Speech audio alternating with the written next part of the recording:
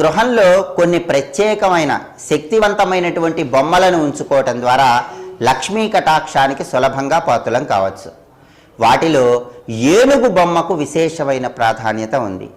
ప్రాచీన కాలంలో దేవాలయాలకు ముందు భాగంలో ఏనుగు బొమ్మలను చెక్కేవాళ్ళు. దానికి కారణం ఏంటి?